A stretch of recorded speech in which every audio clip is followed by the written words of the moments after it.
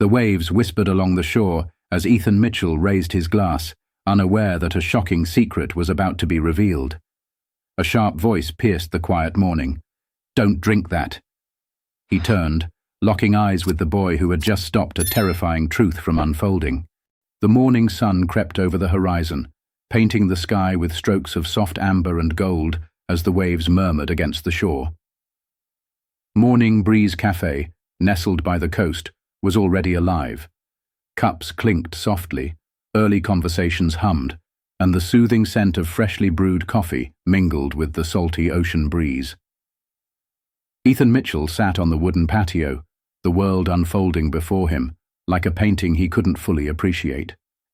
His tailored navy blazer and crisp white shirt were the hallmark of a man who had built empires, real estate ventures, tech startups, and more. But today, success weighed heavy on his shoulders. His silver hair, neatly combed back, didn't speak of refinement, but of years worn thin by something invisible. He stared at the waves, the untouched espresso on the table steaming faintly.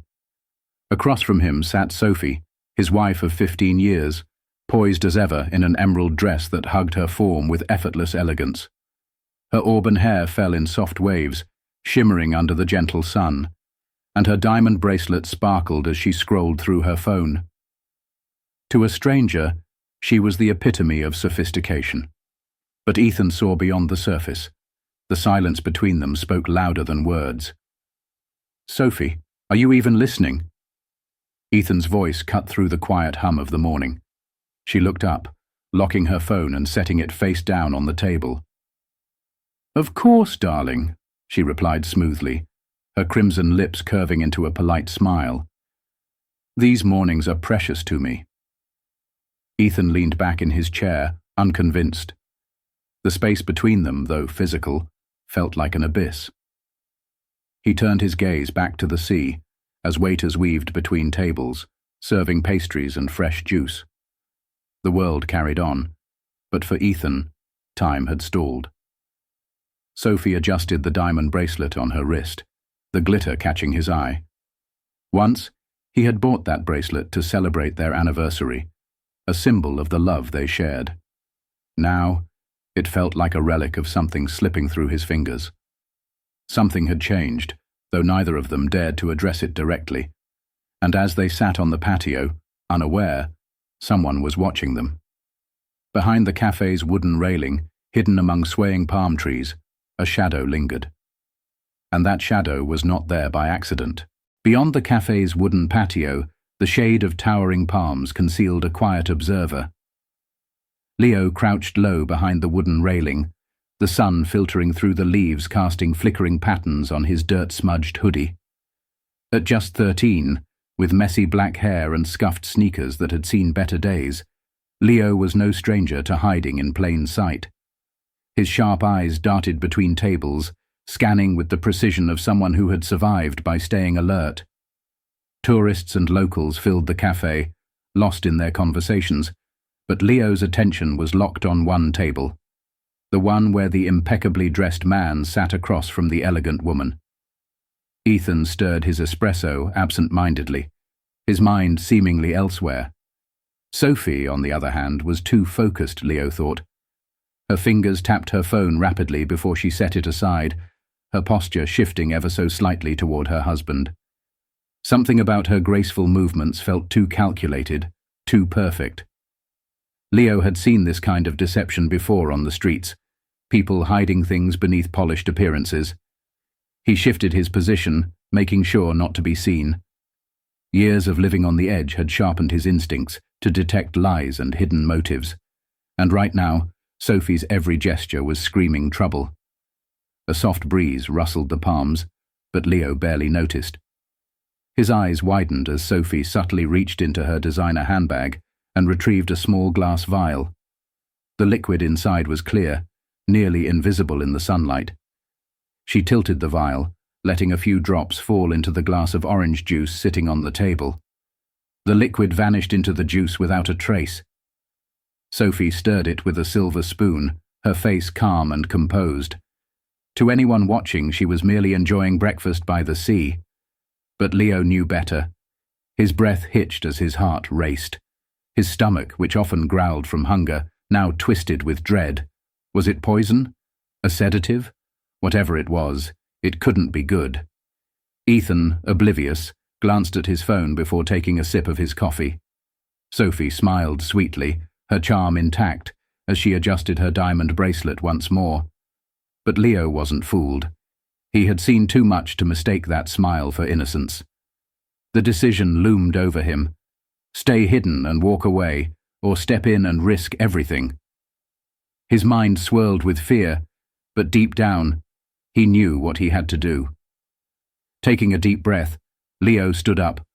His worn sneakers made soft thuds against the wooden patio as he approached the table. His hands trembled, but his voice didn't when he shouted, "Don't drink that!" The cafe fell silent. Conversations halted mid-sentence, and the clinking of coffee cups stopped as Leo's warning echoed through the morning air. Ethan froze, the glass of orange juice hovering just inches from his lips.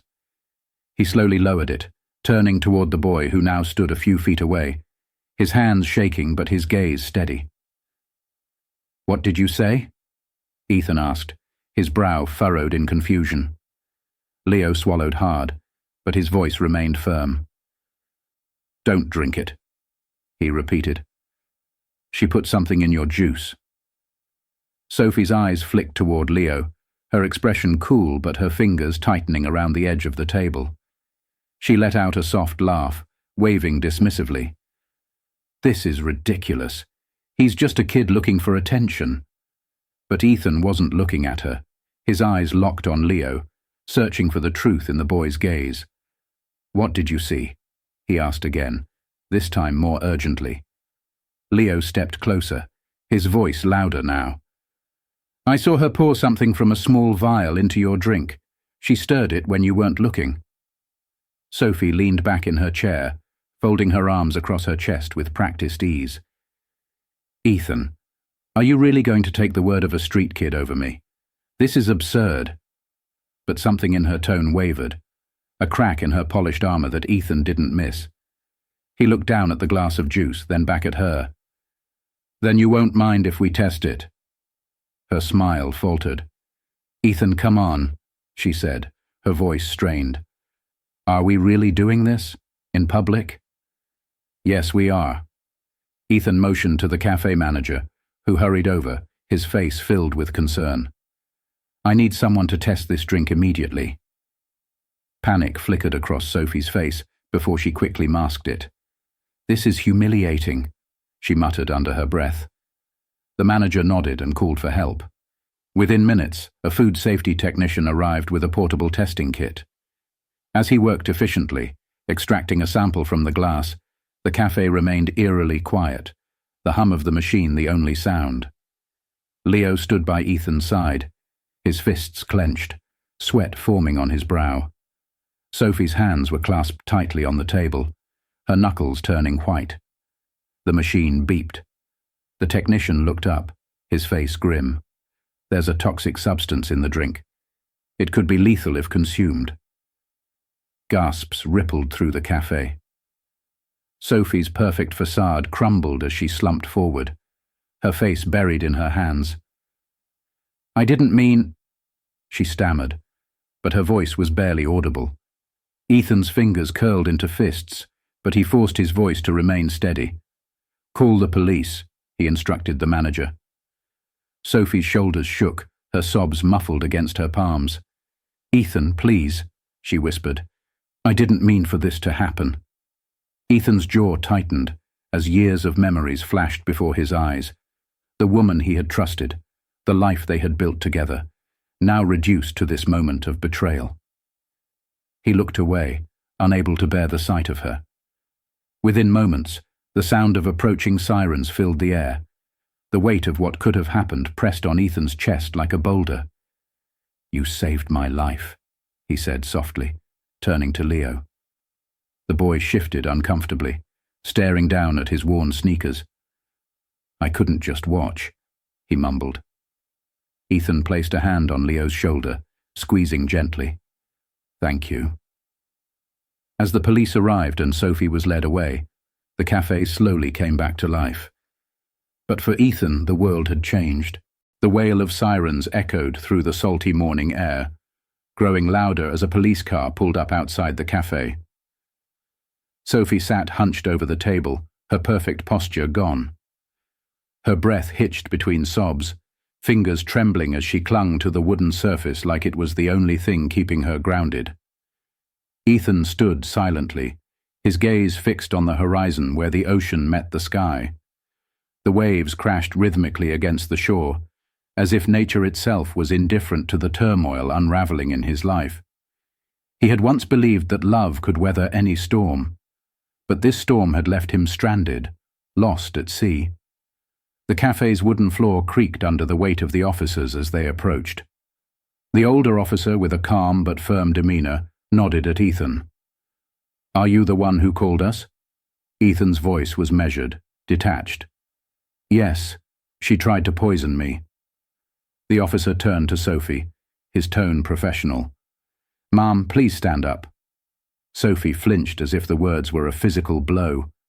Her sobs quieted, and she stood slowly, her shoulders sagging under the weight of reality. "Ethan," she whispered, turning toward him, her eyes red and desperate. "Please, don't let them do this. I didn't mean to hurt you. I didn't know what else to do." He stared at her, memories flooding his mind. Their wedding day, lazy Sunday mornings, anniversary dinners under candlelight. All of it felt like distant echoes now, drowned by the betrayal she had unleashed. "You didn't mean to kill me?" His voice was cold, laced with disbelief. "You slipped poison into my drink, Sophie. That's not a mistake. That's a choice." Tears streamed down her face, but they couldn't wash away the truth. "I wasn't thinking straight," she pleaded. "I felt trapped. I needed a way out, but I never wanted to lose you."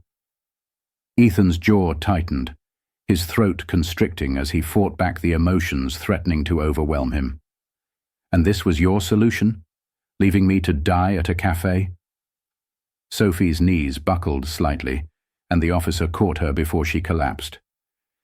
He gently secured the handcuffs around her wrists, his voice steady as he recited her rights.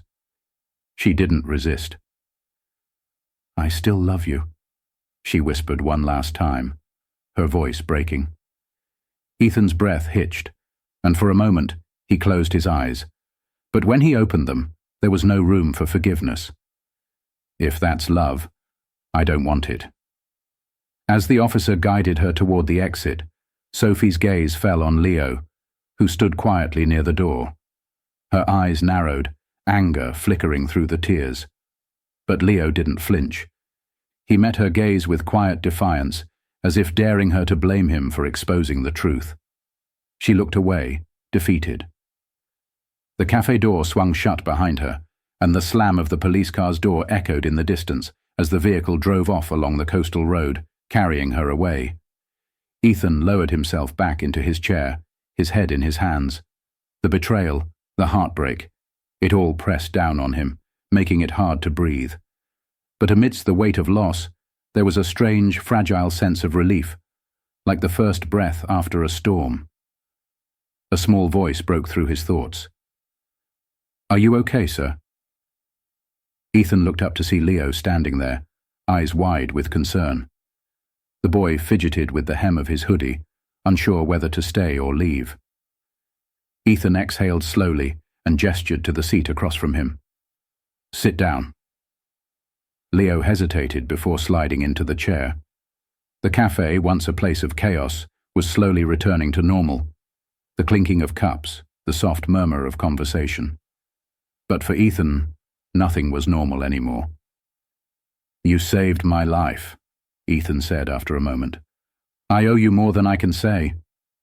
Leo shrugged, staring at the floor. "I didn't do it for a reward." Ethan nodded. "That's what makes it even more important." For a few moments they sat in silence, the weight of the morning slowly lifting. Finally, Ethan asked, "Where are you staying?" Leo hesitated before mumbling, "Nowhere, really. Just Places, I find. Ethan leaned forward, his voice gentle but firm. Not anymore. There's a shelter nearby.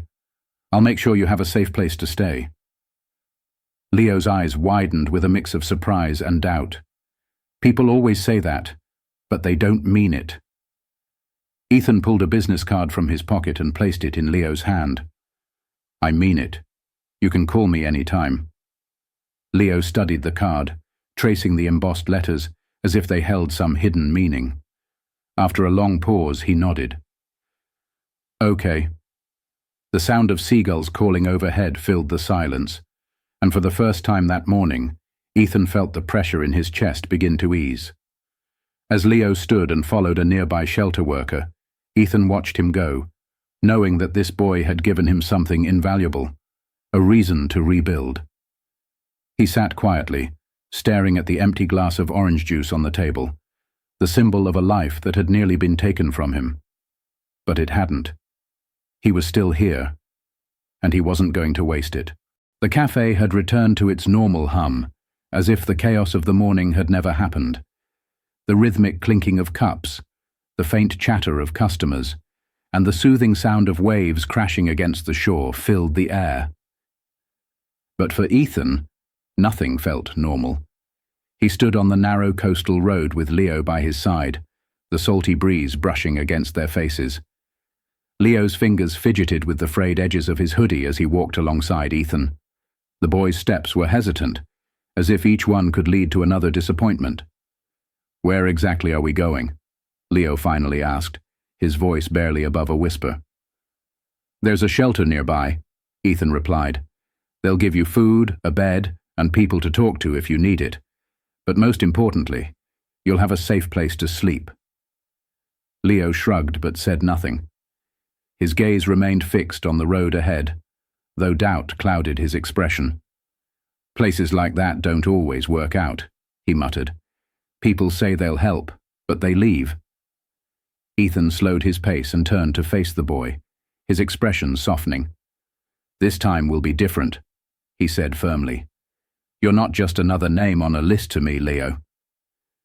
He reached into his pocket and handed the boy his business card again, just in case. The sunlight caught the gold lettering, reflecting off it like a promise. Leo held the card gently, as if it were made of glass. Why are you helping me? He asked, suspicion creeping into his voice. Because you helped me first, Ethan answered simply. And because everyone deserves a second chance. They walked in silence until they reached Ethan's car, parked along the roadside. The sleek black vehicle gleamed under the morning sun, but it felt strangely out of place given the events that had unfolded. Ethan opened the passenger door and motioned for Leo to get in. The boy hesitated before sliding into the seat. He traced the seams of the leather upholstery with his fingers, as though trying to memorize the feeling. As the car hummed to life, Ethan glanced at Leo, noting how the boy's guarded demeanor reminded him of his own struggles, of the walls he had once built around himself to protect what was vulnerable. The ride to the shelter was quiet, the silence punctuated only by the sound of waves retreating and the occasional call of seabirds overhead. When they arrived, the shelter stood like a beacon of hope, a cheerful building with colorful murals painted along its walls. Children played in the courtyard, their laughter a stark contrast to the uncertainty that gripped Leo. Rebecca, the shelter coordinator, greeted them with a warm smile. Her eyes were kind, her presence comforting. You must be Leo, she said, after Ethan introduced them. We've got a room ready for you, and you'll meet plenty of other kids here. You'll be safe. Leo shifted his weight, glancing at Ethan for reassurance. The older man nodded. Go on. You're in good hands. After a brief pause, Leo took a tentative step forward, then another. Rebecca guided him inside, explaining the rules of the shelter as they walked through the entrance. Just before disappearing from view, Leo turned back and raised the business card in his hand. Thanks, Mr. Mitchell. I won't forget. Ethan smiled faintly. Neither will I. As the shelter doors closed behind him, Ethan lingered outside, the morning breeze carrying the scent of salt and wildflowers. For the first time in a long while, the tightness in his chest eased. He had spent years chasing success, building empires and collecting accolades, but none of it compared to what he had felt today. He returned to his car, opened the glove compartment, and pulled out a notepad. Flipping through its pages, he found the section where he had jotted down rough ideas earlier: scholarships for homeless youth, mentorship programs, and emergency housing initiatives. But now, the notes weren't just thoughts scribbled in passing. They felt like promises waiting to be fulfilled. He began writing with renewed purpose, his pen gliding across the paper as ideas flowed freely. The engine hummed softly as Ethan drove back along the coastal road, the landscape rolling past like memories of a life he had just left behind. The sunlight glinted off the ocean, casting reflections that flickered on the windshield. But Ethan's thoughts weren't on the view. They circled the events of the morning, replaying each moment like a reel of film he couldn't turn off. The betrayal, the warning, the choice to act. He gripped the steering wheel tighter, not from anger, but from determination. He had nearly lost everything today. And yet, in the midst of the chaos, something had shifted within him. A spark of purpose that refused to fade. When he reached home, the modern beachfront villa welcomed him with its large glass windows and open spaces. The sunlight poured in, warm and inviting, unlike the cold isolation he had felt there in recent months. The ocean waves outside the window provided a soothing soundtrack, but this time, they didn't drown out his thoughts. They grounded him. Ethan set his notepad on the kitchen table, where the smell of salt and freshly brewed coffee lingered. Flipping through the pages, he paused at the notes he had written earlier. Scholarships for homeless youth, mentorship programs, emergency housing support. He traced the words with his fingers, each one carrying more meaning now than when he had first scribbled them. These weren't just ideas anymore. They were steps toward building something that mattered. For the first time in years, he felt driven by something other than quarterly profits or business deals. This wasn't about winning contracts or securing investments. It was about giving back. His phone buzzed, pulling him out of his thoughts. The screen displayed a name: Rebecca. "Hello?" he answered, his voice steady but curious. "Hi, Ethan," Rebecca said warmly. "I just wanted to give you a quick update on Leo. He's settling in. We've assigned him a room, and he's already had a meal. He's still quiet, but that's expected." Ethan let out a small sigh of relief, a weight lifting from his chest. "I'm glad. If he needs anything, clothes, books, or even just someone to talk to, let me know, and I'll take care of it." Rebecca's tone softened. "I think you've already made an impact on him. Kids like Leo don't trust easily. But the way he held on to your business card, he believes you won't let him down." Ethan closed his eyes briefly, absorbing the weight of her words. For years he had measured success by tangible milestones, but this felt different. "I won't," he promised. "Whatever he needs, I'll be there." After ending the call, Ethan stood by the large glass window, watching the waves roll onto the shore. His thoughts wandered back to Leo, the boy who had risked everything to save a stranger. Leo's courage had been the catalyst for Ethan's change, and he wasn't going to waste it. "If a kid like Leo can be that brave," he whispered to himself, "then I can be brave enough to start over." With that thought, he returned to the kitchen table, grabbed his pen, and continued writing. Each idea seemed clearer now, more vivid. He wasn't just brainstorming anymore. He was building a blueprint for something real. Weeks passed, and life settled into a rhythm Ethan never expected. His mornings were no longer filled with board meetings or contract negotiations. Instead, they were spent visiting shelters, meeting with local organizations, and planning youth programs. He had sold off part of his business empire to fund something that mattered more than any deal he had ever closed. The foundation he had created had a simple but meaningful name: second chances. It was a reminder to himself, to Leo, and to anyone who crossed his path, that life wasn't defined by one mistake or one failure. There was always a way forward. Leo had become part of that vision. Rebecca sent updates frequently, and each one painted a picture of a boy slowly discovering who he was outside the shadows of survival.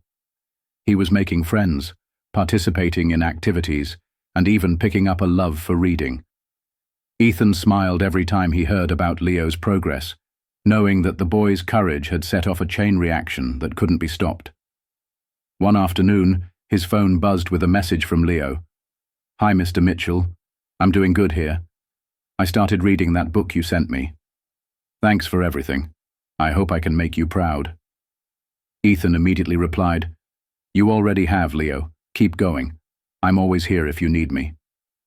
As he set the phone down, Ethan stared out at the ocean, the waves glimmering under the afternoon sun.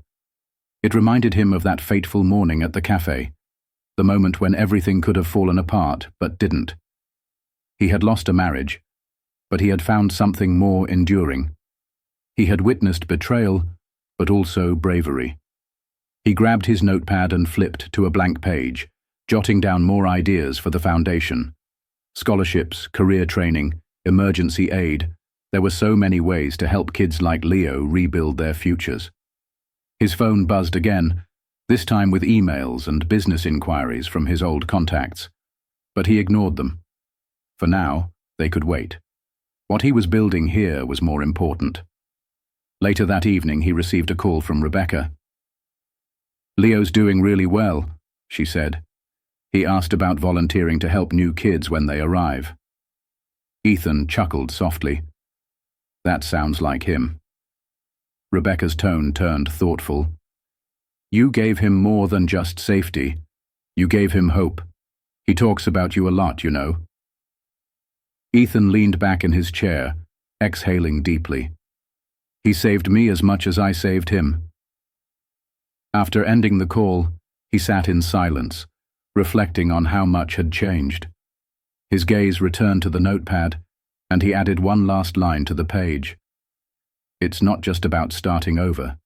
It's about believing you can." The sun began its slow descent, casting a warm orange glow across the sea. The same waves that had once felt overwhelming now seemed to carry a sense of peace. Ethan stood and walked toward the balcony, the cool evening breeze ruffling his hair. He closed his eyes, letting the sound of the ocean wash over him. Leo had given him the courage to face his past and build a better future. And for the first time in years, Ethan felt ready for what lay ahead. With a renewed sense of purpose, he whispered into the wind, "The future awaits." And this time, he believed it. If this story touched your heart, don't forget to hit the subscribe button and follow us for more inspiring tales of courage, truth, and redemption. Share this video with someone who might need a reminder that even the smallest actions can lead to life-changing impacts.